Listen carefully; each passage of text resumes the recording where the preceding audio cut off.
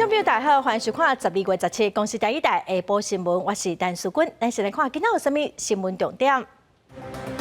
过来，今仔有15例境外病例，桃园一间防疫旅馆有8人胃着病，其中7个改做本土病例，拢是胃着Delta病毒。因为冷空气南下，今仔愈暗，温度会愈低，明仔载公道日透早温度上低，会出现10度左右的低温。明仔载是国内头一届单独投公投，中选会呼吁民众先了解公投议题，再去投票，来加紧投票的速度。新闻台4来看，咱国内今仔日无本土病例，嘛无死亡的个案有15例境外病例。桃园一间防疫旅馆有8人胃着病，即马其中的7例是改做本土病例。目前防疫旅馆的员工检验拢是阴性，有人认为讲空气传播的可能性是真悬。台北市中正区的防疫旅馆嘛有2例病例，咱来听指挥中心第一步上届新的说明。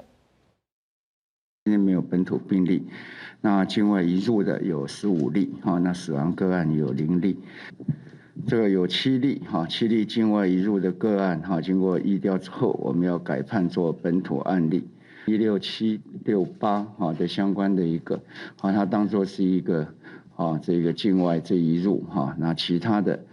从刚才有包括这同楼层的6楼里面，另外这5例，我们判作本土案例，8楼的这也判作本土的案例。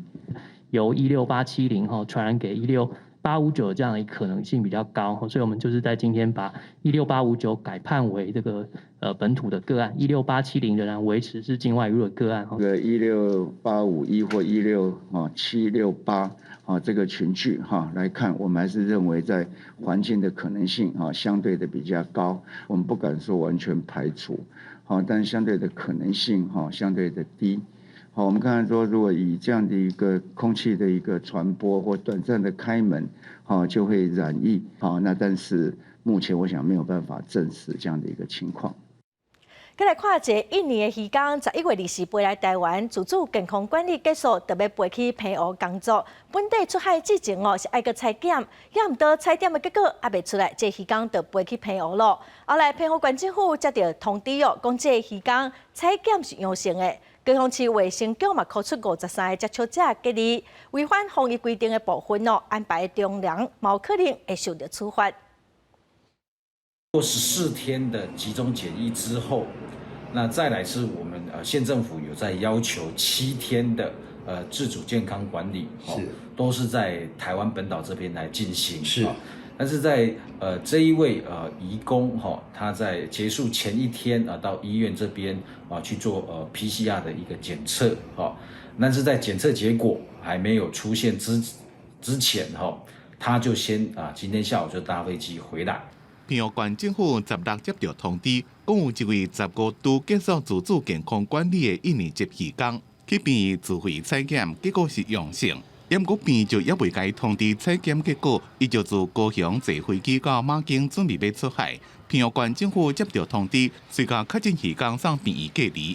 今天医院这边有通知他是他的 PCR 结果是阳性那 CT 值是37是。那我们依照疾管署这边的一个要求，那来安排这一位的移工，那先到医院这边来，我们来隔离，那后续我们会来进行他的再来检测。如果他的一个，因为他病毒量是比较低，如果连续检测的结果是阴性，那依照疾管署这边的通知，可以解除隔离。高雄市卫生局讲，44岁印尼籍的男性是专案引进的国际移工，已经做过2剂莫德纳满14天，11月20日入境台湾，附加检疫拢伫咧中部集中检疫所完成。因为19渔工要去澎湖上工，所以中介接伊去高雄南马坑区的公司，并且安排采检 PCR。无想到讲，也未确定检验的结果。就坐飞机去澎湖，一直高雄差不多24点钟，除了采检，其他时间拢伫咧公司内边。因为确诊的渔工 CT 值37无症状，有可能是境外移入的个案。即马已经确认接触者53人，另外个案也未确定检验结果就坐飞机，中介敢若是违法，也依法追究责任。记者综合报道。来看桃园市一间防疫旅馆传出8人胃着病毒，台北市某一间防疫旅馆无人胃着病。外界真烦恼讲，敢是存在检疫方案出现通膨咧？疫情指挥中心的指挥官陈时中早起是表示，桃园防疫旅馆的病毒已经验出来了，有7个人是胃着同一种的病毒，拢是Delta病毒。除了有一例因为病毒量太低定序不出来，其余都是相同的病毒株。6楼是一定是一个群聚了哈，大概毋庸置疑。那我们判定是一个环境。好，那在8楼那个哈，就还要再进一步的判定。陈时中强调讲，佮来加强入境的采检，3天就爱做一届的 PCR， 也是快筛哦，避免病毒进入社区。另外，澎湖渔港迄个哦，迄个渔港还未等检验结果出来，就飞去澎湖，违反 SOP 的流程。陈时中表示，中人会防处罚哦，因为这渔港算是境外病例，目前的病毒量是真低哦，会佮来帮伊验抗体，进一步来了解详细的情况。再来看桃园的防疫旅馆有群聚感染，8个胃着病人，有来人拢住伫6楼。过来有专家就指出讲，这有可能是透过空气传染的。确诊者敢有遵守规定，伫检疫旅馆的时，敢要甲外界接触？服务员咧收碗盘，敢有消毒和清气？若是有任何部分出问题哦，是拢有可能会造成病毒烧坏。桃园防疫旅馆国再爆发这个群聚感染，一个对中国返来台湾按16851的这个自主管理健康第7天的确诊者，伊的 CT 值干那19.2，指挥中心紧急来回溯这个较早检验的结果，发现讲住伫个旅馆3楼的这个楼层，拢总有8个人去胃着，其中有6个人是住同一个楼层，而且因的房间阁是相隔壁。对这件代志，国内专家认为讲，会造成这个事件因烧坏地头，有可能有3种。录影带本身有没有看到？第一个有没有看到这个被感染的6个人互相有见面？哦，那如果他们互相没有见面，那就看旅馆的人员跟他们是怎么接触的。如果录影带看起来也不能确定是这些旅馆的人员造成的，那你就要考虑空调了，因为这个病毒是可以经过空调传播的。黄立民表示讲，假使是这个空气烧坏来造成真侪人确诊，安尼就有可能爱去检查防疫旅馆的空调系统，看因的通风是毋是有问题。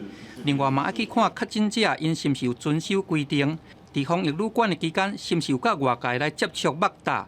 另外，服务人员因收集了胃毒过的碗盘，是毋是有甲消毒甲有完整，还是讲有去擘大到其他人因去吸到的这个门管，拢有可能来造成病毒来咧烧坏。客人住进来之前，或是在他的check out之后，那空调的过滤网是必须拆下来之后，一一去清洗，经过漂白水去全部的清洗之后，还要再用酒精擦拭去消毒。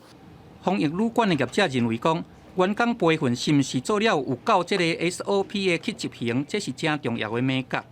地方卫生局嘛，拢会不三时来咧稽查，还佫有包含讲，这个餐车4块链等拢有做定期的消毒，佫加上工作上的人员，拢会全副武装来咧执行任务。假使若是顶悬遮拢有做甲真点点，安尼嘛有可能是因为这个过滤空气的这个空气网啊，看是毋是消毒了有彻底无？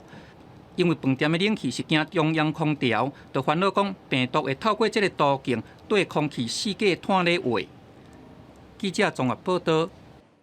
防疫旅馆的群聚案，桃园市长郑文灿是表示，会扩大来做一调。目前扣出378人爱采检哦，已经陆续拢完成了。12月初300大过旅客嘛，佮爱做14天预防性的居家隔离。防疫旅馆的员工哦，嘛会安排因先做第3档的疫苗。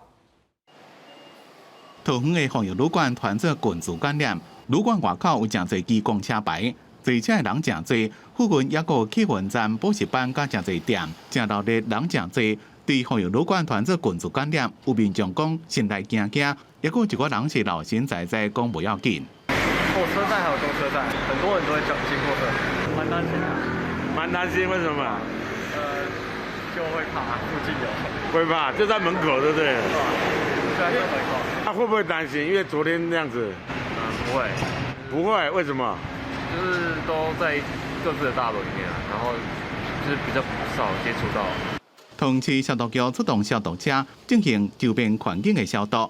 桃园市长郑文灿讲，防疫旅馆群聚案扩大考虑对象，目前考虑采检378回，真侪拢已经采检线，若是基因定数有同款病毒，也会公布。约那12月初3，伫呢只大柜旅客会对离开旅馆了14天做有风险居家隔离。目前从录影带以及相关的记录，那基本上并没有违规的情况，但是防疫旅馆比较老旧，所以我们需要检查空调跟换气。电文曾讲，防疫旅馆员工会优先达入住第3期有风险。针对桃园30几间防疫旅馆，会先就空调换气检查、换手套加消毒并率提悬这2部分先做。因为全国400多间防疫旅馆，因为带伤侪人，风险提悬，指挥中心也会针对防疫旅馆加强规范，制定全国同款的标准。记者综合报道。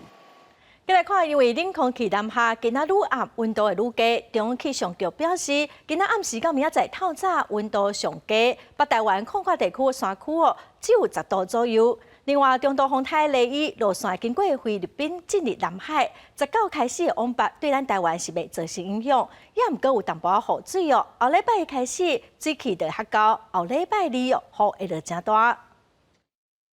东北风已经开始增强，云比较多的地方主要集中在迎风面的北台湾。17礼拜5方面通过，冷空气路南，北部地区明显感受到天气变较冷啊。中央气象局预报，半暝了后低温会更较明显，而且会愈暗愈湿愈冷。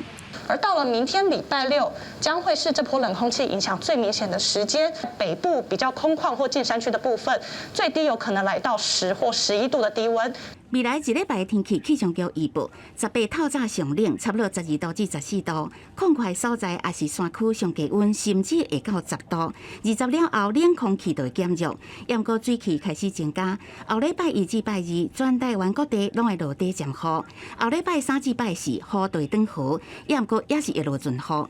气象专家表示，主要是中度风台雷雨向北转西，带来一寡水汽，而且有大范围的落雨。到它残留的水汽一路，那就是21、22、23、24号起就减弱了，会有一些局部比较大的降雨。气象局表示，20礼拜6公投日气温上低，有符合大陆冷气团的点击的机会，呼吁民众出外投票爱穿好少。后礼拜4以后，就恢复做东北季风的天气。北部、东部地区会落局部雨，若是较闪方面是雨天稳定。记者综合报道。明仔载4大公投案特别投票，嘛是咱国内头一届单独投公投。中选会总动员，望讲投开票会当顺利哦。嘛提出5点的呼吁，请民众充分来了解公投的议题，才去投票，会当来加紧投票的速度。中选会嘛提醒，投开票数30公尺以内是袂当宣传。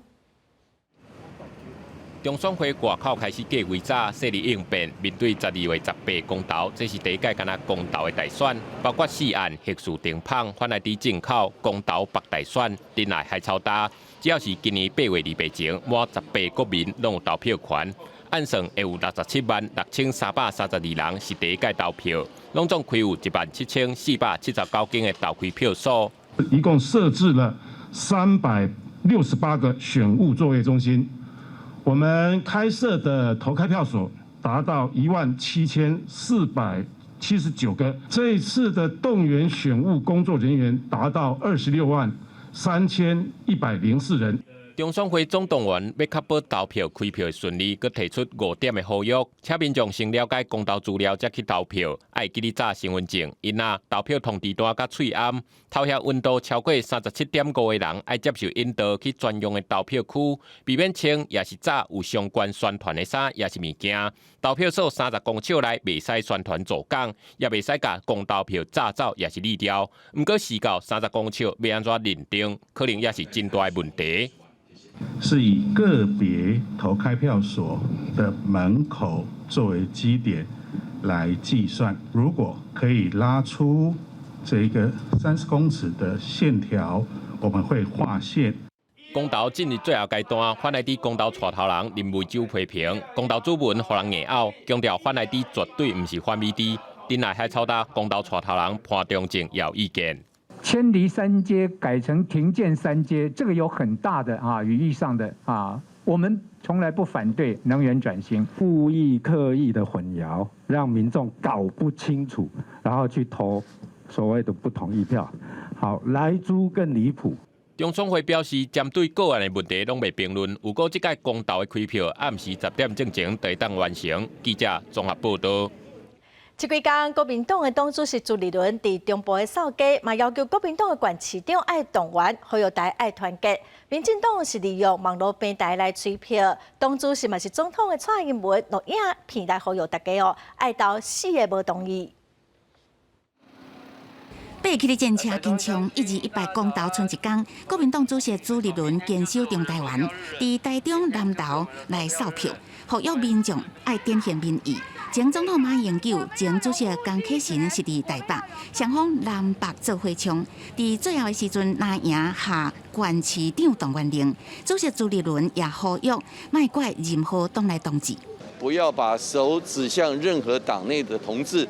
拜托全民能够站出来投票，最重要，4个都同意让台湾更美丽。国民党立法院党团召开记者会，拿赢立委排规排，划100，无管风雨偌大出来投票，希望冲关投票率，和票数通过。不出来投票，公投就被没收了，来说大家就必须得吃到肚子里去。民进党最后阶段除了立委街头宣讲，也先用网络社群媒体。主席总统蔡英文发布催票影片，再次说明公投重要性，招大家参加暗时台北、高雄2场大型说明会，爱大家100到死的无同意。明天12月18号，请你一定要站出来，为台湾的未来稳定发展投下4个不同意。我们要支持的是继续大步向前的台湾。12月18号，这个礼拜6，我们一起回家投票。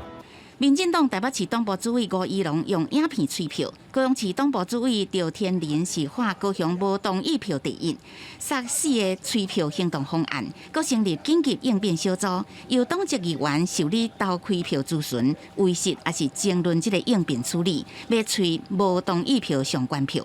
记者综合报道。来看台南市一个大约60岁姓王的查甫人，亲像不满部分政党公投的意见，顶个月底去支持其政党的店家，甲因宣传的海报掠掉。这个月15又搁去共一间店，伫店内搭的宣传海报顶头写又搁个骗，店家报案警方嘛掠到人，以毁损罪上班。监视器翕到一位男性探半暝无人，来到台南市北区一间店头外面，破坏公投宣传海報。這已經是這位姓王的男性第2屆犯案。頂個月底，姓王的男性疑似不滿部分政黨的公投意見，來到這間店頭外面，把海報撿落來。那這個月15，佮來到同款的地點，用筆寫各自騙的字樣。警方經過調查，最後將這位姓王的男性帶回去調查。那本所同仁隨即加強該地區的巡守，在15日巡邏經過，又發現布條遭塗鴉毀損。主動來通知店家，並積極擴大調閱周邊監視器，確認王顯又犯案。實際來到這間店頭外面，一透早也未營業，不過已經看袂到紅黑白畫的海報。針對這個事件，紅破壞海報的台灣基進黨台南東部表示遺憾。他好像把它拆掉了吧？因為他很轉啦。你不按到24小時，警察嘛無24，你到24小時跟你講。對啦。他半夜要來，你也不知道啊。台灣的民主社會應該是愛理性的討論來代替非理性的暴力動作。刷來了後，咱應該愛做伙去討論講台灣好的未來。12月18就是公投投票日，警方強調，針對任何違法的行為，攏會隨嚴正執法，維護公平的選舉機制。雖然姓王的男性強調，無針對特定人士，敢若是消透對公投不滿的情緒。不過最後也是防以涉嫌毀損罪上班。記者綜合報道。再來看時代力量的立委陳昭華，今仔以監察院的調查報告指出，講核數目前準備的備用品根本是嚴重無夠，無法度停放哦。也毋過停放核數公投案的發起人黃士修嘛強調講，美國基於公司伫2019年有發聲明哦，表示講會當為核數專門來生產零件。款團綠色和平協助民眾伫報紙看公投的廣告，呼籲大家愛投無同意票。嘛有去講到新北市長侯友宜對核電的看法，也毋過侯友宜是批評講，因的講法根本是得個倒菜刀。核數公投即個人剩一天就要投票啊！時代力量的立委17加反核連署開記者會，講根據監察院的調查報告顯示，核數有備品嚴重無夠的問題，因為佇個過去採購無夠，相關廠商也無再生產，被聘的供应链断去，造成核数完全无重启条件，只个会当甲核数讲再见。地质要审议，安全要检查，一个备品都要重新测试。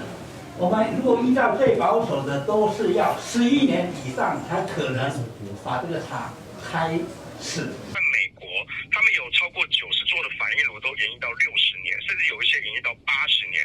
60年到80年的核电厂都买得到备品跟燃料棒，怎么可能核四才20年的电厂，他没有办法买到呢？黄士修讲，美国GE公司早伫咧2019年就发表声明，讲核数若宣布重启，会当为核数客制化零件。对重启核数公投的选情，前总统马英九是挺核数，强调核能一定要发展。这个世界已经是一个核能的世界，如果你不想面对高额的碳税，你不想被世界遗忘的话，核能一定要发展的。从核四开始，其实是一个好的开始。因那新北市长侯友宜一直无对核数公投表态，不过全团绿色和平协助民众伫咧报纸看公投的广告，呼吁对核数重启投无同意。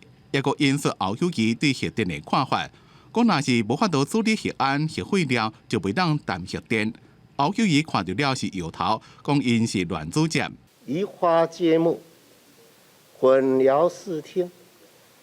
公投需要完成这样子吗？真不可取。现在他还是说了一句，就是没有核案就没有资格谈核四的话，所以这个确实对民众来说应该是最重要的资讯，去理解核四公投到底明天该怎么投票的。李小和平否认广告是乱做接议的话，讲侯友宜相比较其他的县市长，更加会当理解核四是不是安全。伊对核电的看法，也就是无核安就无资格谈核四，会影响民众投票的方向。记者综合报道。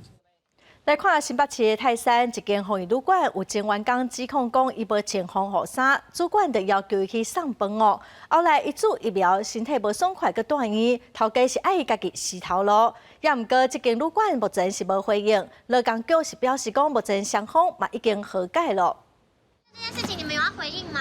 面对提问，工作人员无加讲啥，会遮尔啊秘手，这是因为新北泰山这间饭店，伫疫情了后转做防疫旅馆，煞互前员工甲逼空讲，无穿防护衫嘛爱去给人送餐。柜台人员没有穿防护衣就去送餐这种事情，这你知道吗？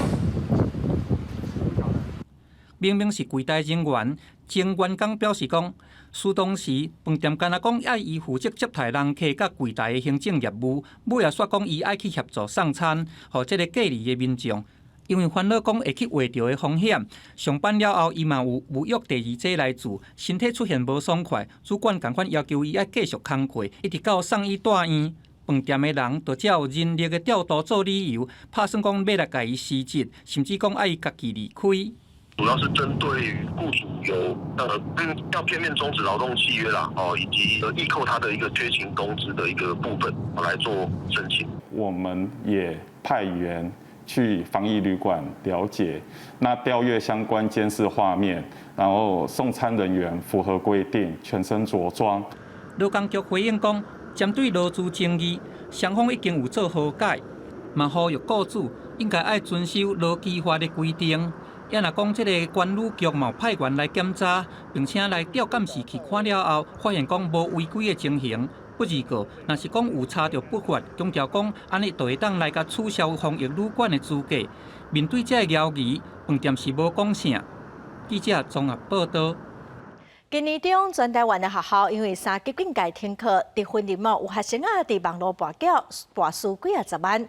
云林的警察局已经查到11案，有58人欠1000多万。警方表示，因为缴销是无法律效力，无需要甲对方协调，随时会当报案。今年中，因为疫情警戒，学生改做线顶上课，使用平板、手机甲网络接触时间变真长，致使有嫌犯利用城或者是威胁，叫学生囡仔就来参与跋缴。最近伫云林县有不少议员接到家长的陈情，有学生囡仔欠缴销，造成因生活压力。家长的陈情，因为孩子在学校呢，就是有受到网络的诈骗跟牵赌，而且金额是从5万到100万不等。呼吁各位家长。赌债绝对不能成为债务的一部分。如果有这一方面的话，随时打电话来向警察局这边来做一个报案。云林县警察局表示，今年到目前为止查到校园网络跋筊案，计共有11件58人，每一个人签到的金额对10万块到20万拢有，缴金有1000多万，而且强调这缴销是无法律效益的，家长会当报警察处理。云林县政府表示，已经请相关单位要加强辅导，入班入校来做宣导。另外也用各种家长亲师的座谈会把这样的一个网络拒赌的这样的一个概念希望跟家长做一个传递。当然，我们也很希望教育部的长官能够给学校的校长、主任、老师能够有更多的支持力量，让我们能够更有效的去管理、约束。有学校表示，目前校园当中上介大的困难，就是要安怎管理手机啊。虽然有学生囡仔到校园了后，就把手机交予老师，不过也出现交一支藏一支的情形。要安怎有效管理约束囡仔使用手机甲网络，才会当避免类似案件搁再发生。记者综合报道。高雄凤山一间幼儿园有家长指控讲，学校伫学生囡仔的联络簿打一张字条，讲因为教师要征收，所以要减班。15个囡仔这学期结束，就要家己搁去另外找学校家长是讲临时是要去倒找学校咧，实在是真过分，嘛去向市政府来申诉。有没有顾虑到我们小孩的感受？你身为一个教育经营者，你的心态是什么？敢若用一张通知单甲家长讲。囡仔读的班级，这学期结束了后就要收起来，互家长实在真生气。几乎打遍了很多个学校，都很难找到。那园方甚至就是摆烂他就说，我就找了附近的两间学校。那你们要不要去？随便你们。跟园长发生师资纠纷的班级，所以他就直接裁掉。所以裁掉之后，老师的问题解决，然后学校人数超售解决，所以他认为是两全其美啊，对啊。但是就对我们家长就是很为难呐。家长指控，高雄凤山这间幼儿园，园内中班甲幼幼班2班，拢总有30个学生。1个月初10，拢互通知讲，因为教室要征收，敢若收到明年1月底。互伊毋知影到底是要甲囡仔送去倒位。中班的家长指控，1个月初，园方才甲家长开班亲会，讲班导师要换人，毋过完全拢无讲到减班的问题。家长事后了解，是中班的班导师甲园方有劳资的纠纷，加上幼儿园方发现讲学生收超量，才会直接去互减班。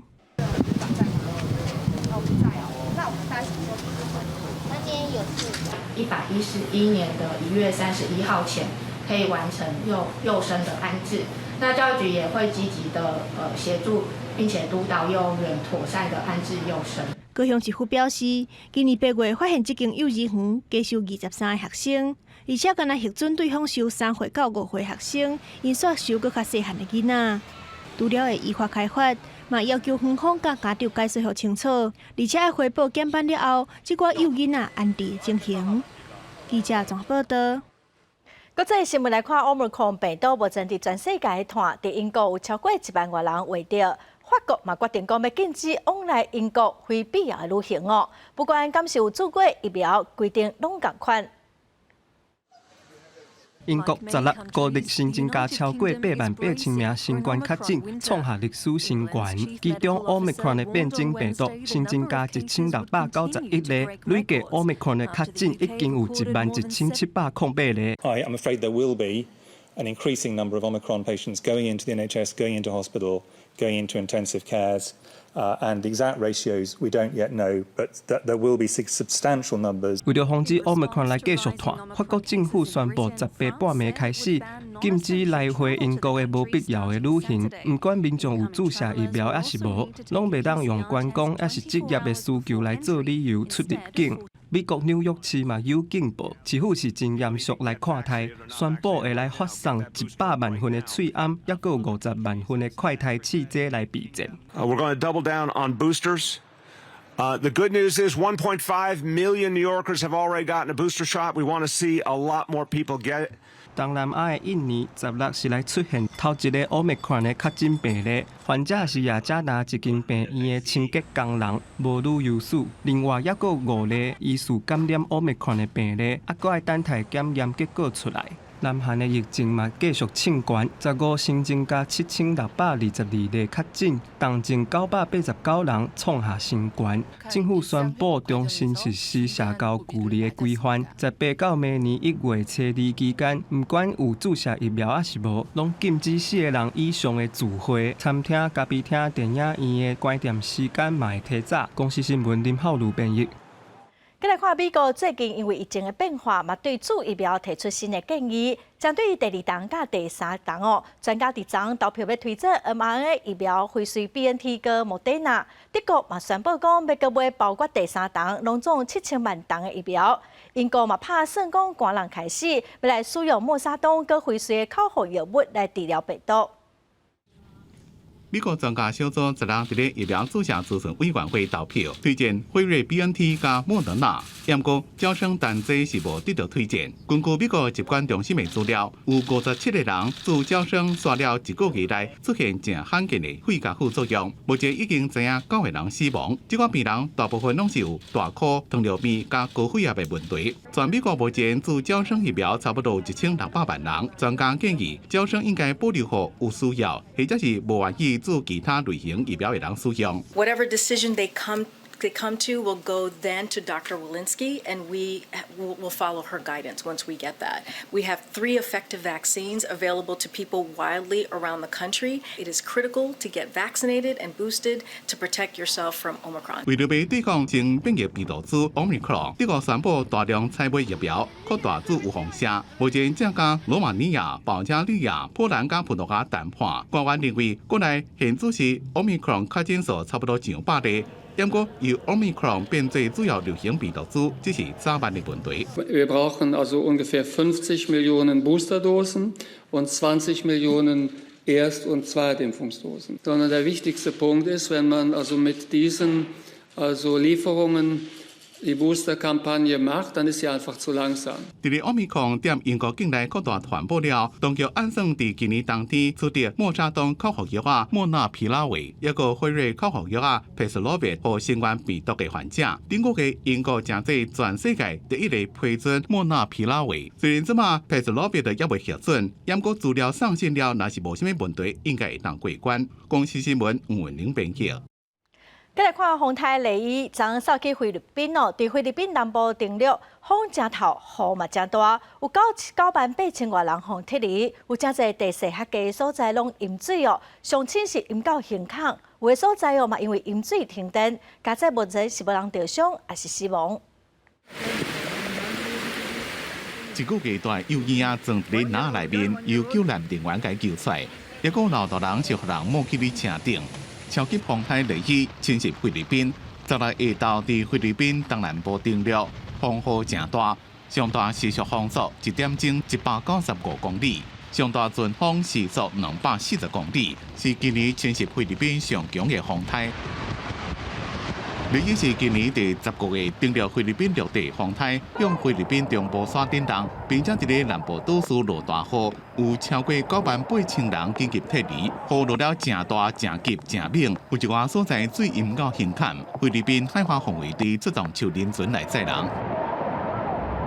好佳在到即马也无传出伤亡的报告。法新社报道讲，菲律宾国家气象局警告，极具破坏性的强风，再加上大范围的大水加降雨引发的山崩，可能对建筑物也有山坡地实物造成严重，甚至是非常严重程度的损害。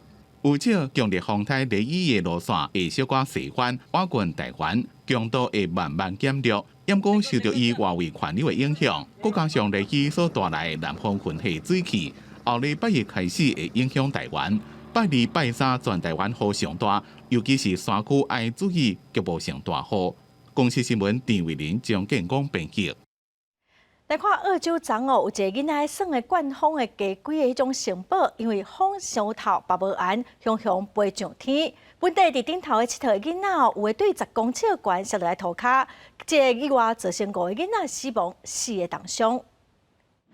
一日彩色的充气城堡气拢漏了了，防水的塑胶布也加规涂骹。这天是塔斯马尼亚省希尔克雷斯特小学学期最后一天，一群6年学生都算甲正欢喜时阵，转向起大风，充气城堡飞去伫天顶，囡仔就10公尺悬摔来。Police and emergency services were called to the scene around 10 a.m. this morning after a wind gust had reportedly caused the jumping castle and inflatable Zorb balls to lift into the air. Quickly began administering first aid at the scene. On a day when these children were meant to be celebrating their last day of primary school.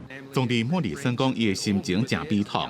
代志发生了，其他家长收到通知，赶去学校接囡仔。当地媒体报道，有家长讲，学校已经也办过这种充气城堡的活动，拢无代志。无想到讲，这边大家算甲欢欢喜喜，煞出意外。The investigation is underway. The coroner has visited the scene already.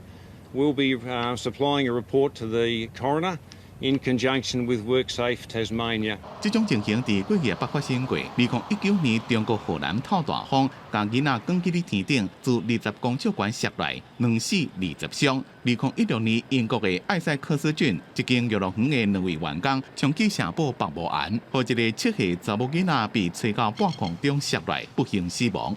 公司新闻吴文玲编辑。过来新闻，过来看，未这民众反映讲，今年猪肉价销若像是比以早较贵。台东县今年8月份猪肉拍卖价销1公斤是90块，也毋过最近又是有较落价，1公斤大约76块到78块左右。也毋过目前猪肉价销虽然已经较稳定啊，也毋过前一站起价变动嘛无啥可能搁落价咯。台东市场猪肉大所卖温体猪肉拢挂保证新鲜、安全，佮有冷藏保存，消费者买甲真安心。也毋过有袂少消费者感受到猪肉价销有波动，有的已经起价。肉蛋嘛拢感受到今年猪肉配合价拢有起。比往年贵超10块钱了。对我们来讲，还是算可以的接受的程度啦。台东县农业处调查，今年8月猪肉拍卖价确实有较悬，肉每公斤90块的关价，原因就是受到年初猪仔囝育成论较低，供应量无够。不过即马已经回稳啦，目前拍卖价平均是每公斤76至78块，也搁伫合理的范围。不过未来猪肉价销会对饲料成本波动，这真歹讲。因为近年来这个原物料的价格上涨，所以可能在养猪农的部分，它成本势必有大幅的增加。头一届猪肉价销，袂少便当店也起5块，即马已经落袂落来。原因毋是猪肉价销，是其他的原物料价销也是真悬。有业者讲，目前勉强爱当吸收，不过若做原物料继续起，明年便当可能爱搁调悬。记者综合报道。再来看位伫中华八卦山的台湾民俗村，今年初园区红铁雕，新的地主嘛向中华县政府申请要开发成做回来产业园区，也毋过外界是质疑讲会破坏生态哦。后礼拜环保局要召开环评审查会，有环保团体今仔早起就到县政府头前去抗议。反对台湾民俗村变成有毒工业区，环保团体10时来到中华县府花口河表达诉求，手头阁摕到中华花坛有名的农产西施油下棒年花，并对后礼拜1中华县环保局要召开回来产业园区的环评审查会。伫花坛的台湾民俗村，敢会因为安尼就变作工业区？当地民众是感觉真烦恼，影响当地茉莉花故乡，还有它是西施柚产地。我们彰化人绝对禁止县长图利财团。彰化不缺工业区。台湾民俗村1993年营运，因过摆是台湾上大的游乐园，后来因为9日伊地动经营了无好，承接的业者今年初拆除园区建物，除了3栋历史建筑，村内拢总拆了。土地转卖了后，新地主向县府申请开发回来产业园区。8月11日要办理第1阶段环评勘查。中华县环境保护联盟表示，对环评资料来看。回来产业园区有真侪要进驻的厂商，拢捌有空气污染含水污染的违规记录，恐惊会破坏生态。无记工业股份有限公司，它被开罚，因为它有水污违反第18条的水污的污染，然后水污的污染它已经在2020 4月1号已经有被开罚了，可是它是在环评书里面的名单里面，我觉得太不可思议。当天审查会的时候。都可以那个派代表来做陈述嘛，哈。那个委员会参考他们的意见呐，哈，甚至也可以要求这个开发单位啊，哈，针对他们的疑问来做一些说明啊。中华县环保局强调，尊重环团的诉求，也欢迎所有关心环境的团体和民众来环评审查会表达意见，做伙监督未来产业园区。记者综合报道。阳明山的擎天宫去年寒冷开始，就直接发生水牛熊熊大量死亡。监察委员赵永清顶人展开调查，报告是认为讲，阳明山国家公园管理处设铁丝仔围篱的过程无经过详细评估，今仔嘛提案纠正。委员会通过，好，那纠正阳明山国家公园。去年冬季，阳明山擎天宫出现无主野牛的大量死亡事件，到今年2月为止，伫擎天宫顶山到石推岭，也甲风翠山地区，拢总50只水牛死亡。监察委员调查认为，阳管处设铁线网啊围篱，决策上落错，提案纠正。这个设置这个铁丝围篱，好，这个政策是有不当，好，流于轻率。好，虚耗公帑，何有为师？等于是浪费了230万9千元。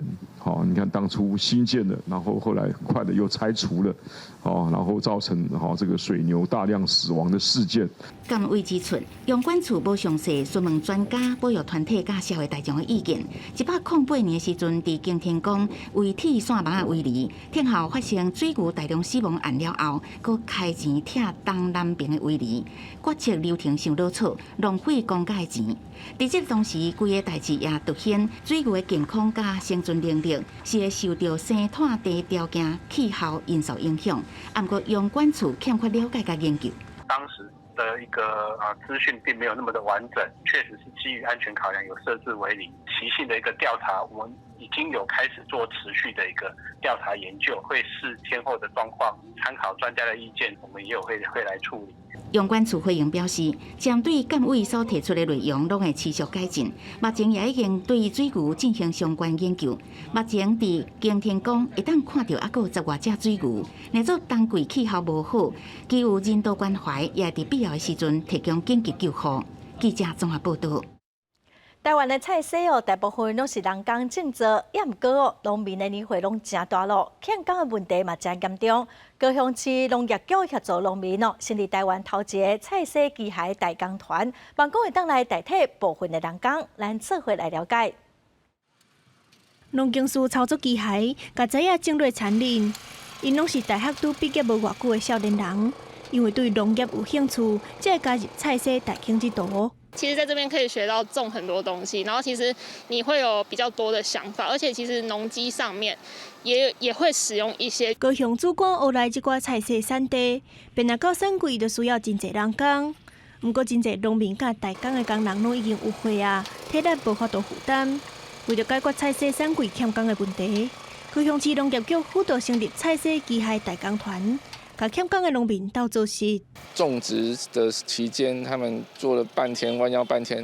那如果做1天还好，如果做个几天，他们可能也会受不了。我们目前规划的部分是从育苗开始，育苗整地，然后开沟，然后到移植，到最后的无人植保机的这个施肥跟喷药。因为菜农对机械代工也阁无熟，目前也无啥会当接受。不过看到机械在做事，也是真好奇走来看。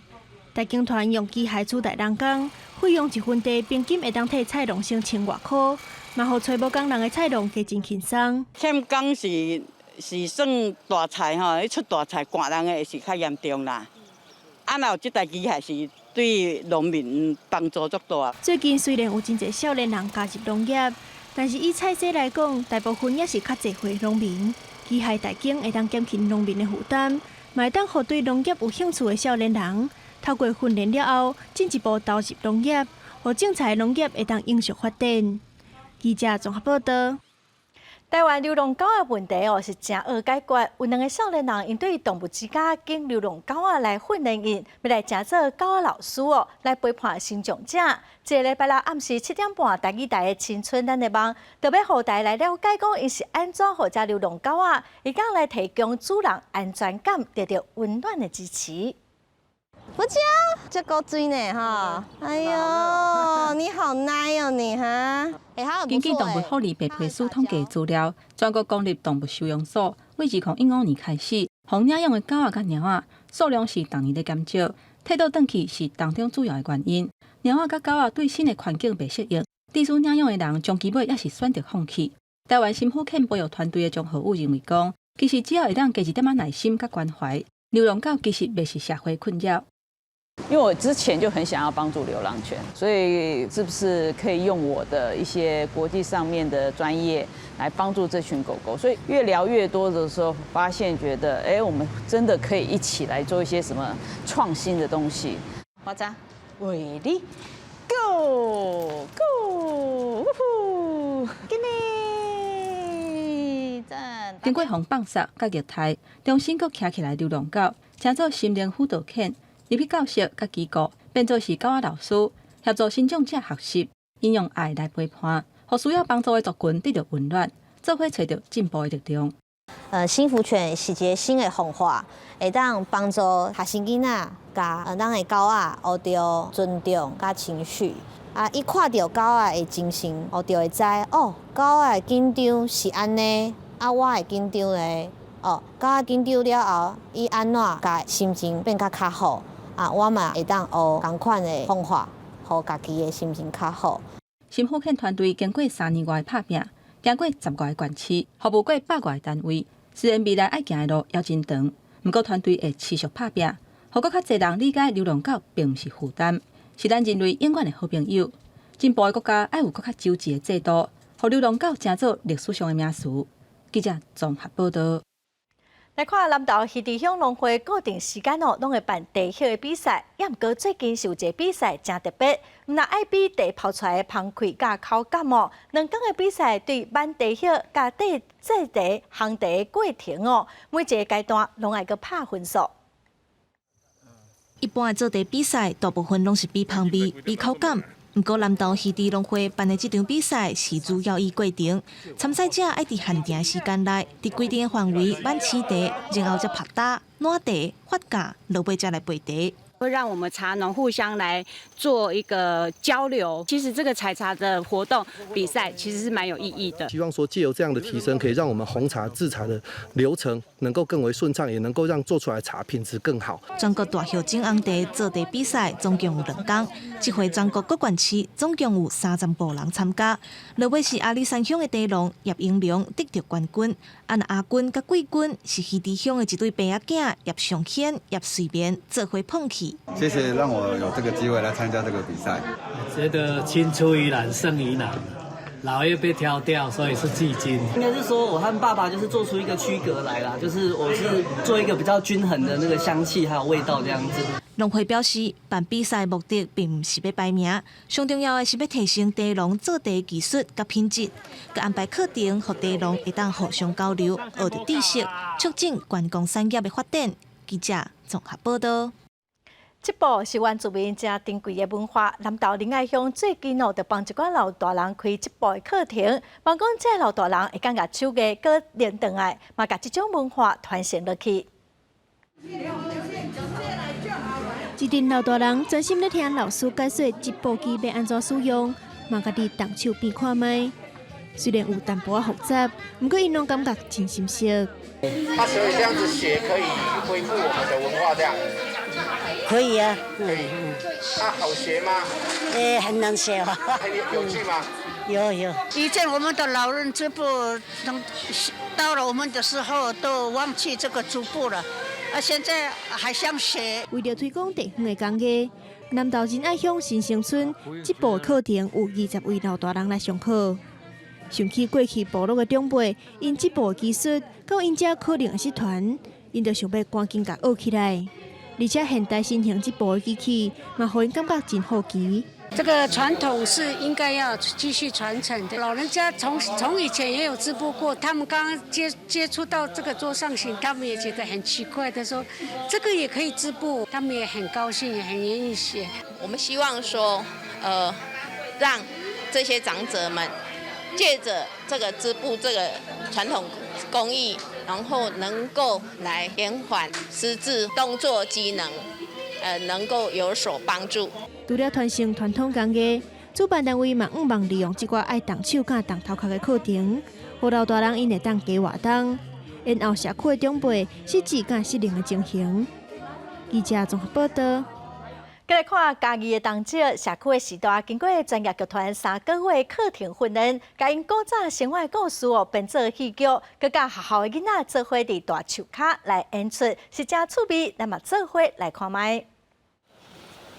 看到这领衫，就想到讲阿母啊较早的生活。社区的时代伫大树骹来讲故事，讲因伫这个沿海砖头较早的生活。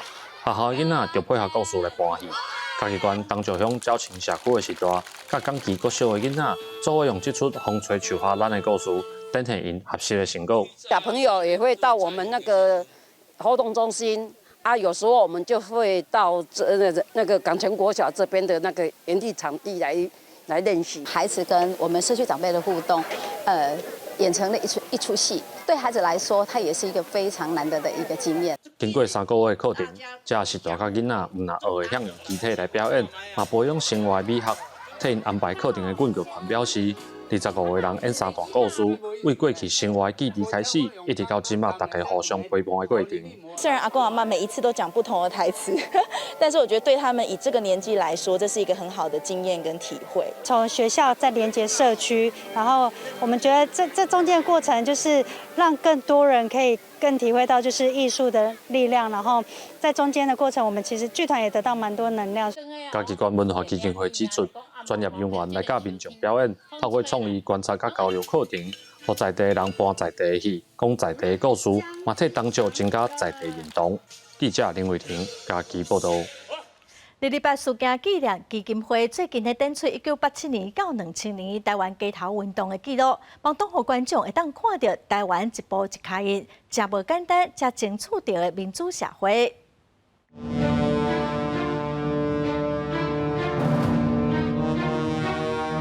影片呈现街头运动，民众对抗警备单位等等，搭配7点人，嘛是作曲家刘夏谦特别创作的无名英雄交响曲，呈现对改检前后到第1届进动轮替台湾街头运动的风起云涌。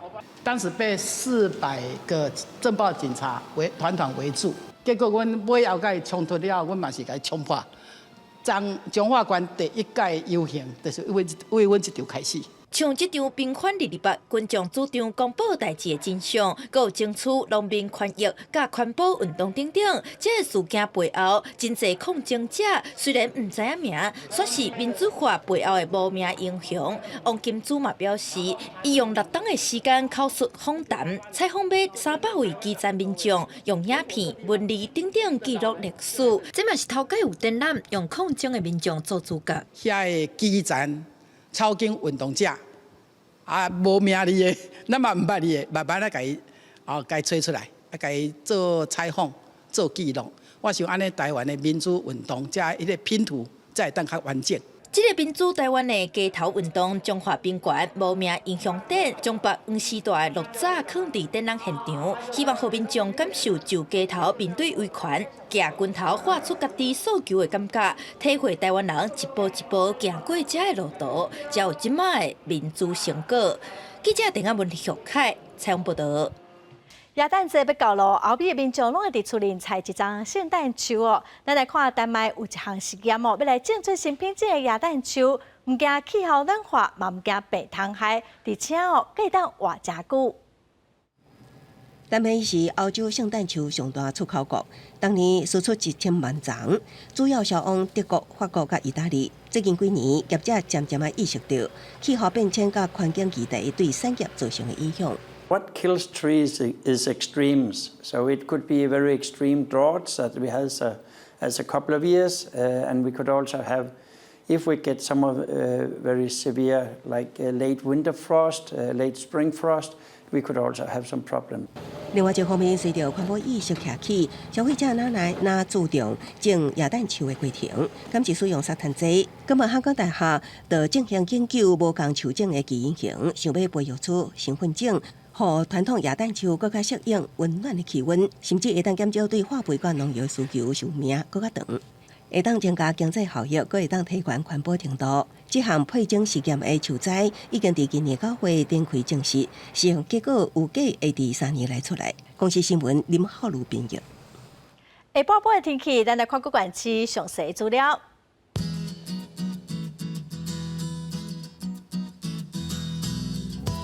北部地区上低16度，上悬19度；中部地区上低17度，上悬22度；南部地区上低18度，上悬25度；东部地区上低16度，上悬25度。外岛地区上低12度，上悬21度。感谢观众朋友收看《公视台语台下晡新闻》，我是陈淑君。下礼拜下晡3点，咱再会。